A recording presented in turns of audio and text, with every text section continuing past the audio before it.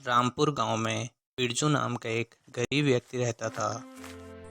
बिरजू चाय बेचकर अपने घर का गुजारा करता था, लेकिन बिरजू की चाय गांव वालों को पसंद नहीं आती थी। अरे छी छी छी छी छी, अरे कैसी चाय बनाई है यार बिरजू भाई, मजा नहीं आया। जिस कारण बिरजू की कमाई नहीं हो पाती थी। शाम होने पर बिरजू उदास घर लौट आता है।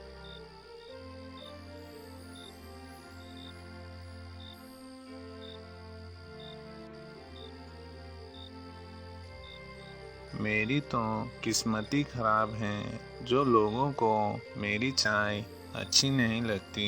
ऐसा मैं क्या करूं कि लोगों को मेरी चाय अच्छी लगे।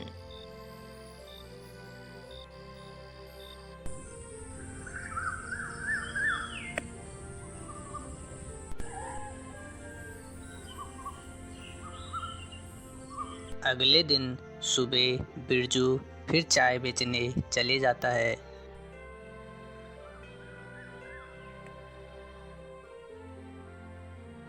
आज भी कमाई न होने से फिर उदास घर लौटा जाता है। अगर रोज रोज ऐसा ही चलता रहा तो मैं अपना गुजारा कैसे करूँगा।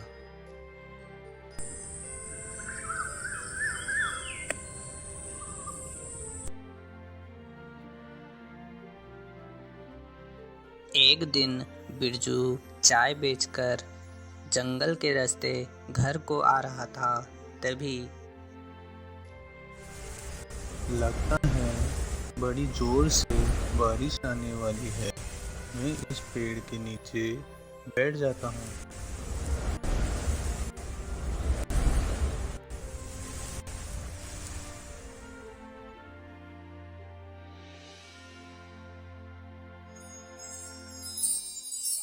अरे ये क्या है, ये तो कोई नक्शा लग रहा है।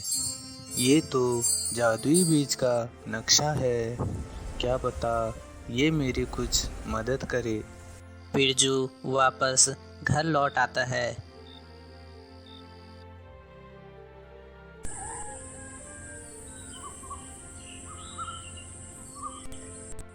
अगले दिन सुबह बिरजू उस नक्शे की मदद से उस जादुई बीज को लेने चले जाता है। बिरजू उस नक्शे वाली जगह पर पहुंच जाता है। बिरजू उस जादुई बीज को लेकर घर आ जाता है। घर आकर बिरजू उस बीज को अपने आंगन में लगा देता है। कुछ महीनों बाद वह बीज बड़ा हो जाता है और उसमें से पत्तियां निकल आती हैं। बिरजू उन पत्तियों को अपनी चाय में डालने लगा, जिससे चाय का स्वाद बदल जाता था और लोगों को बिरजू की चाय पसंद आने लगी।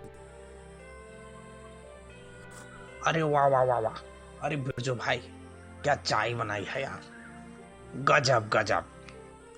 और बिरजू की अच्छी कमाई होने लगी, जिससे बिरजू ने उन पैसों से अपने लिए नई चाय की दुकान खोली। जब बिरजू के तरक्की के बारे में उसके दोस्त राजू को पता लगा तो राजू बिरजू से जलने लगा और राजू सोचने लगा, पहले तो बिरजू की एक भी चाय नहीं बिकती थी, पर अचानक से बिरजू के पास इतने पैसे कहाँ से आए कि बिरजू ने अपने लिए एक नई चाय की दुकान भी खोल दी। पता लगाना पड़ेगा। अगले दिन राजू बिरजू की दुकान पर जाता है। अरे बिरजू भाई, कैसे हो? गांव वाले तो आपकी चाय की बहुत तारीफ कर रहे हैं। ज़रा एक चाय मुझे भी पिलाना, गर्मा गर्म।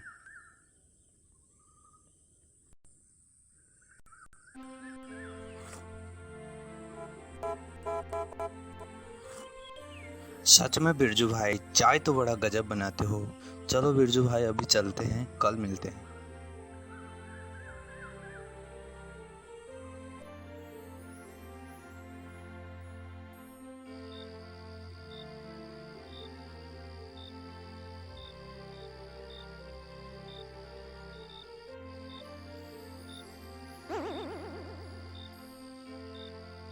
राजू बिरजू के आंगन में वह पौधा देखता है और राजू को याद आता है,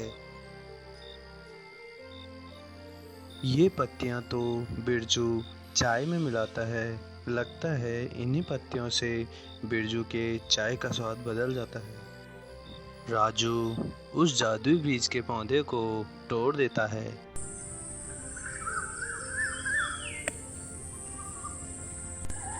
जब सुबह बिरजू उस जादुई बीज के पौधे को टूटा हुआ देखता है तो बिरजू उदास हो जाता है और मन ही मन सोचता है, आखिर एक ही रात में यह पौधा कैसे टूट गया। बिरजू अपनी दुकान पर भी उदास रहने लगा। अरे बिरजू भाई, क्या हुआ? आज उदास बैठे हो, क्या बात है? अरे हाँ बिरजू भाई, क्या बात है, उदास बैठे हो? बिरजू गांव वालों को सारी बात बताता है। बिरजू की बात सुनकर गांव वाले बिरजू की मदद करने के लिए तैयार हो गए। शाम होने पर गांव वाले बिरजू के घर पर छिप गए।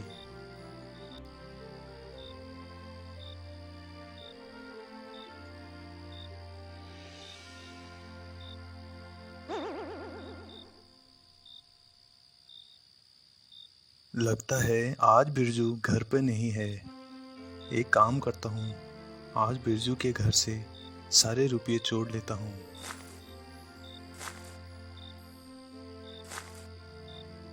राजू को बिरजू की घर की तरफ आता देख सभी गांव वाले समझ जाते हैं।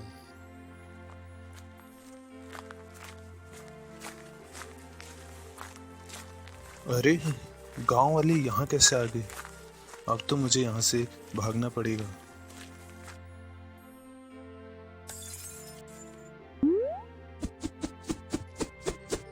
गांव वाले भी लाठी लेकर राजू के पीछे दौड़ते हैं। राजू एक पत्थर से टकराकर नीचे गिर जाता है, जिससे गांव वाले राजू को पकड़ लेते हैं।